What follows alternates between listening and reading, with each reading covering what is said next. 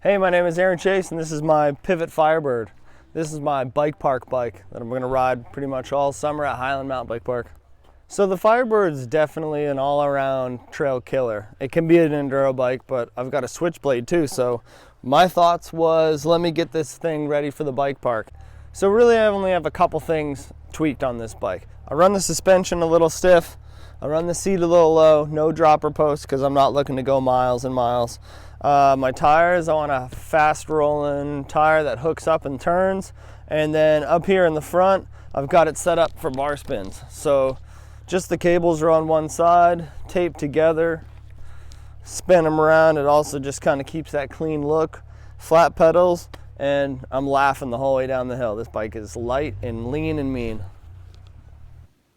Here goes nothing.